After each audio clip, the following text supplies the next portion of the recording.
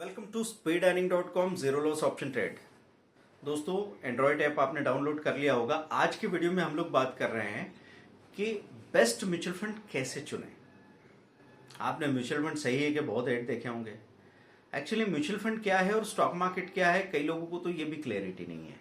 तो मैं दो लाइन में बता दूं कि स्टॉक मार्केट में आप डिमेट अकाउंट, ट्रेडिंग अकाउंट खुलवा के अपना इन्वेस्टमेंट खुद करते हैं, और म्यूचुअल फंड में आपने अपना पैसा किसी फंड मैनेजर को सौंपा है, किसी स्कीम में पैसा लगाया है, और वो लोग अपने एक्सपर्टाइज से स्टॉक मार्केट में पैसा लगा रहे हैं और उसका रिटर्न आपको मिल रहा है। जरूरी नहीं कि वो स्टॉक मार्केट में ही पैसा लगाए, म्यूचुअल फंड के अलग अलग टाइप्स भी होते हैं। तो इसमें डेट फंड होता है, लिक्विड फंड होता है, गिल्ड फंड होता है और इक्विटी फंड होता है। तो इक्विटी म्यूचुअल फंड की बात कर रहे हैं। इक्विटी म्यूचुअल फंड में जो भी जो भी फंड मैनेजर्स है वो स्टॉक्स में पैसा लगाते हैं। अब सवाल यह आता है कि आप कितने समय के लिए पैसा लगा रहे हैं। अगर मैं कहूं कि आपकी उम्र 20 से 30 या 35 के बीच में, अभी आपको पैसों की कोई ज्यादा जल्दी नहीं है, पैसे कम है और उनको बढ़ाना ज्यादा है, जब इस तरह की स्थिति हो, तब मैं आपसे कहूंगा कि इक्विटी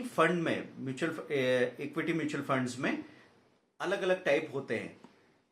तो इक्विटी डाइवर्सिफाइड फंड मतलब जो बांट बांट के अलग अलग सेक्टर में पैसा लगा रहा है, उसमें एक होता है लार्ज कैप फंड और एक होता है mid and small cap fund.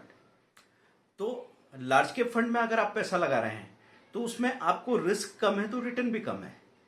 Mid and small cap में आप लगा रहे हैं तो मिड कैप में रिस्क थोड़ा ज्यादा है तो रिटर्न थोड़ा ज्यादा है, स्मॉल कैप में रिस्क सबसे ज्यादा है, रिटर्न सबसे ज्यादा है।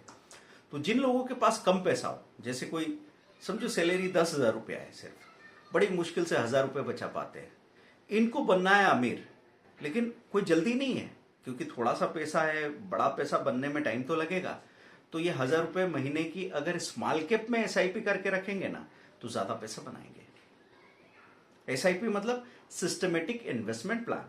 या तो आप इकट्ठा 5,000 रुपये या उससे ज्यादा किसी स्मॉल कैप स्कीम में, जैसे एक्सिस स्मॉल कैप फंड है, एसबीआई स्मॉल कैप, बहुत अच्छे स्मॉल कैप म्यूचुअल फंड है, उसमें पैसा लगा के रख सकते हैं, जब जब मौका मिले और लगा सकते हैं। लेकिन ऐसा हमारा अनुभव कहता है, हमने ये देखा है कि अगर आपने 15 रुपए की एनएवी पे अगर कोई म्यूचुअल फंड खरीद लिया और वो एनएवी बढ़ के अब 22 हो गई है तो अब आप नहीं खरीद पाएंगे, और 15 पे आपने खरीदा है और अब वो 8 रुपए होगी तब भी आप नहीं खरीद पाएंगे। मतलब कहीं ना कहीं हम या तो ये मान लेते हैं कि अब तो बहुत महंगा हो गया, अब लेने से क्या फायदा, या फिर ये तो आधा हो गया है, इसको लेके क्या फायदा मिला। ऐसे करके हम कहीं ना कहीं निवेश को टालते रहते हैं। तो दोस्तों, अच्छे म्यूचुअल फंड को स्टडी करने के लिए आप कहां जाएंगे? मनी कंट्रोल के ऐप पे म्यूचुअल फंड सेक्शन में जाएंगे तो वहां पे बेस्ट फंड्स टू बाय करके एक सेक्शन आ रहा है। उसमें लार्ज कैप अलग से दे रखे हैं, बेस्ट 3 टॉप 3, मिड कैप अलग से दे रखे हैं, स्मॉल कैप अलग से दे रखे हैं, और ईएलएसएस टैक्स सेवर फंड अलग से दे रखे हैं। टैक्स बचाने के लिए 3 साल के lock in, compulsory lock in वाला जो फंड होता है, उससे हम टैक्स सेव कर सकते हैं। अभी लोगों को अवेयरनेस नहीं है तो वो हमेशा अपना पैसा कहीं एफडी में लगा के रख रहे हैं या फिर यूलिप में पैसा लगा दिया है, और टैक्स सेविंग के चक्कर में वो सोचते हैं कि और क्या ऑप्शन हो सकता है। दोस्तों, टैक्स सेविंग एसआईपी से हो सकती है, और ये एसआईपी हमारी पिछले कई सालों से बंद ही नहीं हुई। अगर हमको ये बात पता है कि साल का 1.5 लाख रुपए का छूट मिलता है तो हम शुरू से ही 10,000 रुपीज पर मंथ का एसआईपी कर लेते हैं। 1.2 लाख 12 महीने का वहां इन्वेस्ट हो जाता है, और 2 डिप में और 20-20 हजार रुपए का अलग से खरीद लेते हैं। 1.5 की बजाय 1.6 कर लेंगे तो वो छूट हमको मिल जाएगी अब टैक्स में। लेकिन उसके साथ रिटर्न क्या मिलेगा? टैक्स सेविंग फंड्स में रिटर्न आया है 50-60% तक का। अब बताइए, ये कहीं पॉसिबल है क्या? जिन्होंने नहीं देखा, नहीं सुना, उनके लिए ये सच अभी है ही नहीं। तो आप एक स्टडी के लिए कहां जाएंगे? मनी कंट्रोल में जाएंगे। दूसरा, आप जा सकते हैं mutualfundsindia.com या एनजे फंड्स या fundsindia.com, ऐसी कई वेबसाइट्स है। तो mutualfundsindia.com पे जब आप जाएंगे ना, तो अभी आप जैसे मनी कंट्रोल पे गए तो इस साल के लिए कौन से फंड्स हैं जो खरीदना अच्छे हैं, ये उन्होंने बता दिया। लेकिन आपको ये जानना है कि पिछले 10 साल से कौन सा फंड अच्छा परफॉर्म कर रहा है, उसमें अगले 15 साल के लिए मुझे पैसा लगाना है। तो आप पिछले 5 साल के, 10 साल के टॉप परफॉर्मर वहां पे देख सकते हो, उनकी एनएवी, उनका पोर्टफोलियो, उनके फंड मैनेजर, सारी हिस्ट्री वहां पे देख सकते हो, कहाँ कहाँ क्या पैसा लगा के रखा है। अब इसमें दो ऑप्शन होते हैं, ग्रोथ ऑप्शन होता है, एक डिविडेंड ऑप्शन होता है। तो आपको ग्रोथ ऑप्शन ही लेना है दोस्तों। और जब कभी भी आपको ऐसा लगता है बाजार में उतार चढ़ाव होते हैं, अचानक से बहुत तेजी आ गई, तो पार्ट रिडेम्पशन कर लीजिए, पार्ट प्रॉफिट बुकिंग। जब आप म्यूचुअल फंड की यूनिट्स को बेचते हैं, इसको बोलते हैं रिडेम्पशन, रिडीम करते हैं आप यूनिट्स को। तो आप अपने 50,000 के फंड में से आपको लगा कि बाजार में बहुत तेजी आ गई, तो 10,000 रुपए की यूनिट्स आपने रिडीम कर ली, और वो खर्च करने के लिए नहीं रखना है। अगर वो ये डिसिप्लिन आप में होना जरूरी है कि कई बार आप पैसा आपके हाथ में आता है तो आप उसको खर्च कर डालते हैं। अगर ऐसा आप करते हैं तो फिर मैं कहूंगा कि आपके पैसे को न तो स्टॉक मार्केट से ना म्यूचुअल फंड से कहीं भी खतरा नहीं, आपसे खतरा है। अपने आप से बचाइए उसको। अगर आप संभाल नहीं सकते, री इन्वेस्ट करने के लिए बचा नहीं सकते, तो फिर निकालिए मत। अगर निकाला है तो लोअर लेवल पे फिर से आपको एंटर कर लेना है, या फिर वहीं से एसआईपी शुरू कर दीजिए। तो इकट्ठा पैसा जब आप डालते हैं उसको लमसम बोलते हैं, और टुकड़े टुकड़े में जब पैसा डालते हैं उसको सिस्टमेटिक इन्वेस्टमेंट प्लान बोलते हैं।